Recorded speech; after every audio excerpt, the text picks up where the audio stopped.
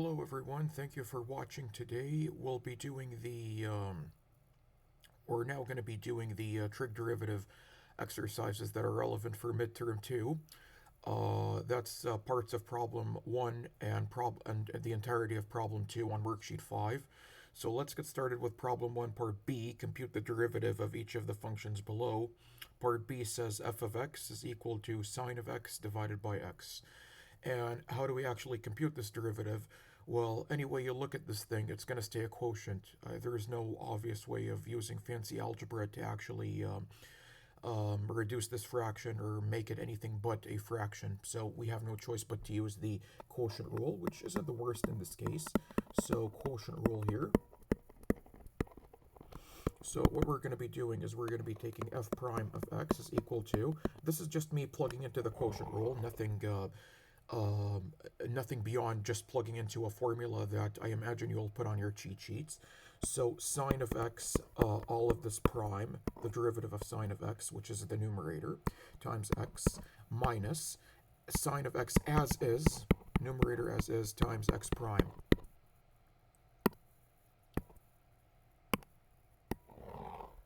Divided by x squared, that is the denominator squared. Okay, now the only thing that's left to do is to fill in the apostrophes because we must not leave our final answer in terms of an apostrophe. When we write an apostrophe, it means that we still haven't computed a building block derivative that we need to compute. So what is the derivative of sine of x? It is cosine of x multiplied by x. You can do it like this if you prefer to make it more aesthetic or unambiguous. Minus sine of x, that's this. Now plug in the x prime. What is the derivative of a plane x? It is just 1, and that is divided by x squared. Nothing beyond that. That seems like almost a good place to stop, except when you multiply sine of x by 1 right here, you might as well just get rid of the times 1, because anything times 1, anything multiplied by 1 remains unchanged. So I do believe that's going to be x times cosine of x minus sine x divided by x squared. And that is indeed our final answer, which we put in a box. That was a quick application, relatively quick application of the quotient rule. Most quotient rule problems tend to be longer. In this case, it just worked out that it's kind of nicer in that sense. So that's our final answer.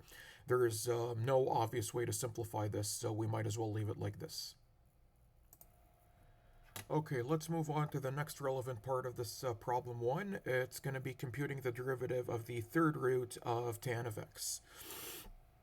Okay, so in this case it's going to be, let's rewrite this, because as you know, when you want to use the power rule, or the power rule combined with the chain rule, which we will in this case, power rule and derivatives in general do not like roots. They prefer powers. And just to remind you that the third root, what you would call the third root of a, is nothing but a to the power of 1/3 in disguise. No one is, that's literally the only thing that that basically is the preliminary step that we have to do. Once we perform the preliminary step and write the root as a power, we're so good to get started on this. So f of x, that's actually a big chunk of the work done. So tan of x all to the power of 1/3. Now let me remind you of what you would call the generalized power rule. In this case, we do not have a clean x to the power of 1/3. We do not have a pure power. We have something, a function of x, tan of x in this case, all to the power of 1/3. So how do we actually proceed in this case? Using what you would call the generalized power rule. Using the generalized power rule. And what is the generalized power rule? Basically chain rule plus power rule. Good. Now what is f prime of x? That's going to be yank the 1/3 to the front. Literally take the outside, which is the outside is the power. The inside is just the tan inside the parentheses, times tan of x all to the power of 1/3 minus 1, all times the inner derivative, which is the derivative of the tan in the parentheses. So that's tan of x, all of that prime.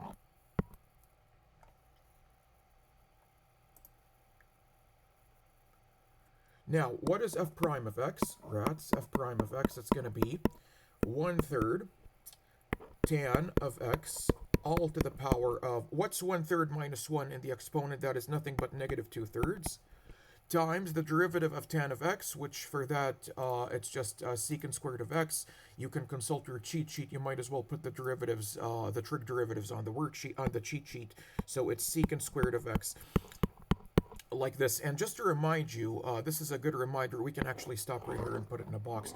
Let me just remind you that when we say secant squared of x like this, the squared is actually applied to the secant in the sense that this thing is basically secant of x, everything in parentheses squared. That thing on the left, this thing, is just kind of a shorthand notation. So it's up to you which one you want to use on the exam. If ever in doubt, you're welcome to ask. I would not want notation to be the source of anyone being marked down. So that's it for this problem, part of the problem. And let's move on to the final part of the problem. That's going to be f of x is equal to x cubed plus 4e to the x minus ln of x plus tan of 2x. All of this to the power of 2. Now, no one would actually want to distribute the parentheses here and multiply this big ugly thing by itself twice. That would just be outrageous. So clearly we need to use what you would call the generalized power rule here.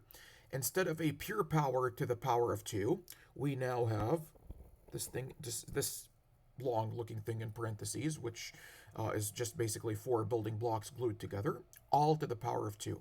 So how do we proceed from this point? Well, you can use the generalized power rule like we did for the last problem, only the only difference really is that this one is a bit longer in terms of what's inside. But there is nothing that's actually more materially difficult, more difficult than the last problem. So generalized power rule. Let's see. So the outside would just be the big power 2, like we would normally be accustomed to. So I'm going to be performing kind of this surgery on the outer power. I'm going to be yanking it to the front. 2 times x cubed plus 4e to the x minus ln of x plus tan 2x. And just to remind you, all of this is going to be accompanied by shaving 1 off the power, 2 minus 1. Now, that's the outer portion. Now, let's multiply by the inner portion. Think of it kind of as like eating a peanut M&M, where you eat the outside first and then you save the peanut for last. When you do the outside, you save the peanut intact. You don't touch it. So all of this gets multiplied by the prime, the derivative of whatever is inside the parentheses.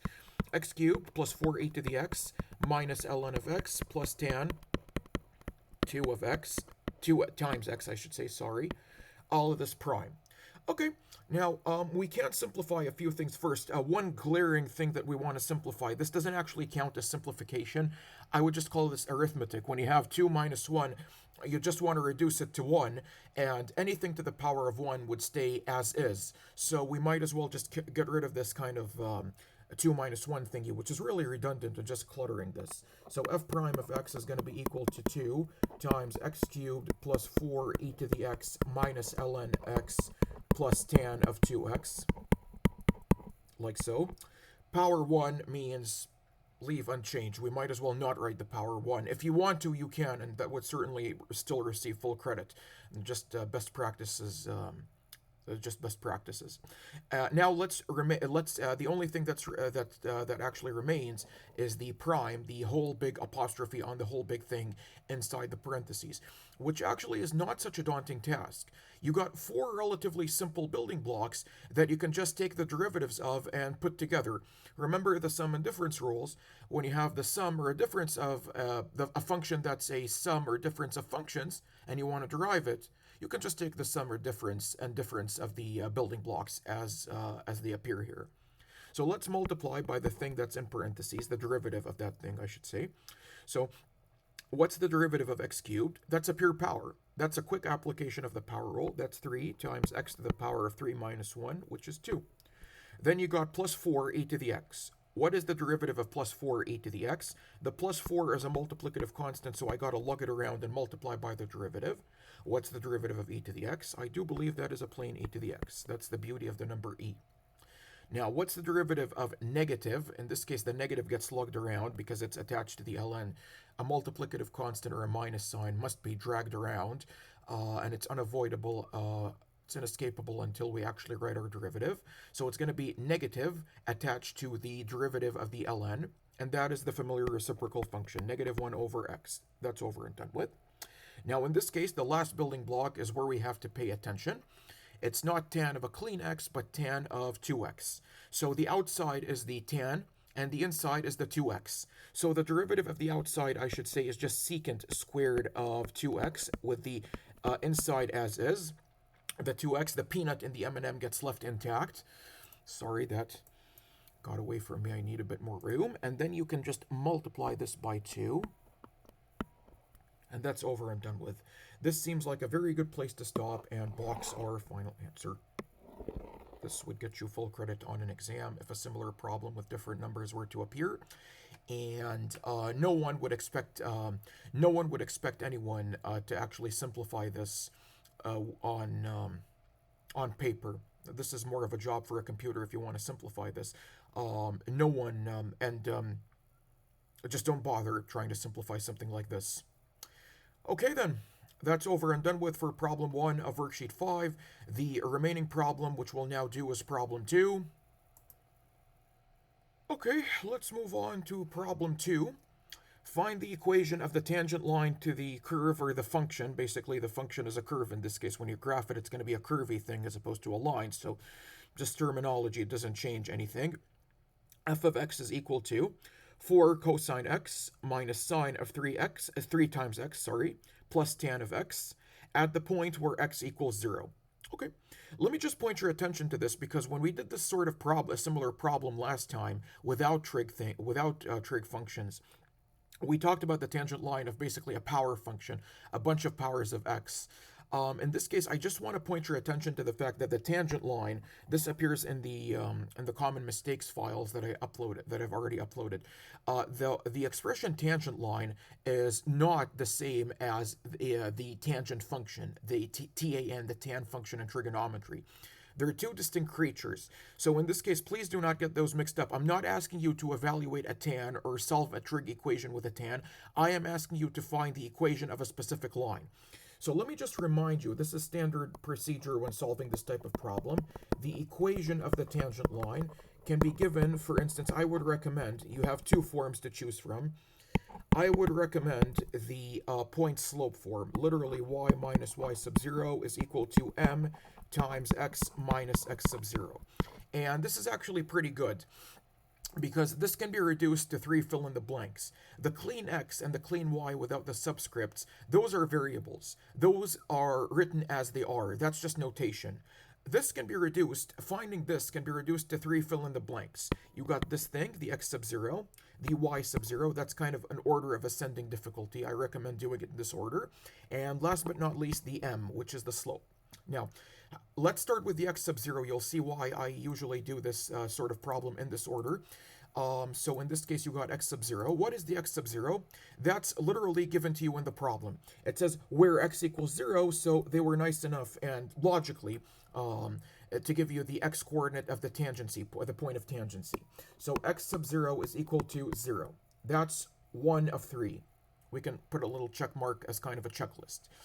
Okay, let's see the next one. How do we find the y sub 0? The y sub 0, how to find that is that's literally the y coordinate of the point, the tangency point. So you take your f, not your f prime yet, your clean f that's given to you in the problem as is, and you plug in the x sub 0. That seems simple enough. So we will just need to plug in f of 0. Why? Because x sub 0 is 0. So I can literally plug that in on the next line. So I will literally take my function and I plug in, I replace every instance of x with a 0. So 4 cosine of 0 minus sine of 3 times 0 plus tan of 0. Okay, that seems simple enough if you know the trig function, the values of the trig functions, the basic ones at least, on the special values. In this case, it's not what you would call one of the more exotic unit circle readings. It's literally taking the values at 0.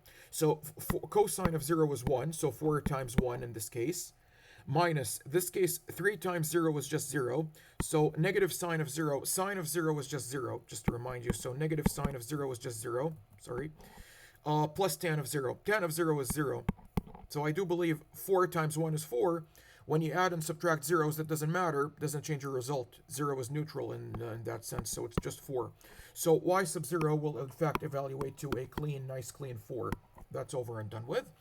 Now, let's see what else we can do here. That's 2 out of 3 blanks. We got this and we got this. Last but not least is the m. The m is the slope. Now, how do we find the slope of the tangent line? That is in fact why we have, that's in fact why we use the derivative. That's one of the nice uses of derivatives. That's one of its key applications. So in this case, let us take our function. I'm going to write it down.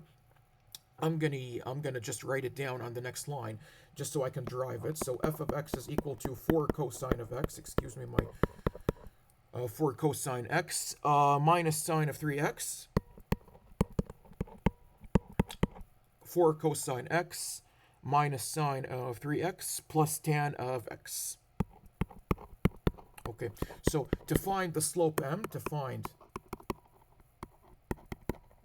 the slope m, we first need to derive. Okay, so how do we derive? We find the f prime. So 4, I'm looking at this building block, then this building block, then this building block. Sum and difference rule. Take the derivative of each separate building block and smush the derivatives together. That's one of the beauties. One of the beautiful aspects of the sum and difference rules. When you have just a sum and difference, you don't need to bring out the heavy artillery like with the product and quotient rules.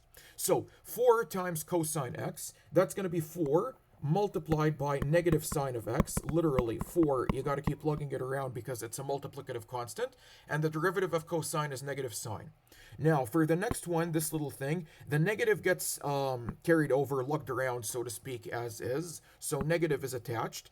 The outside would be sine. The inside would be 3x. What is the derivative of the outside sine? It's negative. It's, in this case, the negative precedes it. So cosine of 3x intact times the derivative of 3x. 3x prime. Okay, because the inside has a derivative. 3x becomes 3x prime. That's the inner derivative. That's your peanut in your peanut M&M. Now, in this case, the only thing that's left is the tan x. What is the derivative of tan x? That's plus secant squared of x. Let's clean this up just a bit so as to make it more user-friendly and more plug-inable. So 4 times negative sine, you might as well write this as negative 4 sine x minus... So in this case, you got the 3x. Remember, thou shalt not leave your answer in the form of a prime. So 3x prime, you still need to evaluate that. Fortunately, that's easy. 3x is basically a line, and the derivative is the slope of said line, which is 3, the number multiplying x. So negative 3 cosine 3x plus secant squared of x. Okay, so m would just be f prime of x sub 0. And just to remind you, the x sub 0 we have already established, or the problem rather is already established, that x sub 0 is equal to 0. So we are literally looking to plug in 0 in this case, which is a simple enough task, into f prime. So negative 4 sine of 0 minus 3 cosine of 3 times 0 plus secant squared of 0. Okay. So in this case, let me see here. You got negative 4 of sine of 0. Negative 4 times sine of 0. So sine of 0 is 0. So negative 4 times 0. Minus 3. In this case, 3 times 0 would be 0. Cosine of 0 is 1. So negative 3 times 1. Secant of 0. Okay, so in this case, what is secant of 0 is 1. So when you square 1, when you do 1 squared, that is just going to be what? 1 squared. 1 squared is just going to stay 1. So negative 3 times 1 is negative 3, plus 1 makes negative 2. Okay, so last but not least, you got the third check. You got the 3 fill in the blanks already filled. So let's just literally plug into the equation. Y minus 4 equals negative 2 times x minus 0. Feel free to simplify this or do anything with it if you want. It's by no means necessary. In this type of problem, you were not asked to present your final answer in a specific form. So insofar as presentation, it's irrelevant. As long as you get the correct final answer, you can expect full credit. And if you want to, only if you want to, only if you want to, you can also write this as y minus 4 equals negative 2x, because the 0 doesn't change anything. And so you can do y equals negative 2x plus 4 Either one of these would be good to put in the box. So I'm going to box all three. It's up to you which one you want to present as your final answer on the exam. Thank you so much as always for watching, everyone. I wish you the best of luck on midterm 2 next week. Hopefully you found this video useful. As always, please do not hesitate to reach out if you would like to set up a Zoom meeting for a tutoring cram or Q&A session. If you need anything at all, just feel free to email me or text me, and I am always at your service, and it's my pleasure to help you. Good luck as always with everything that you do, and please take care. See you soon.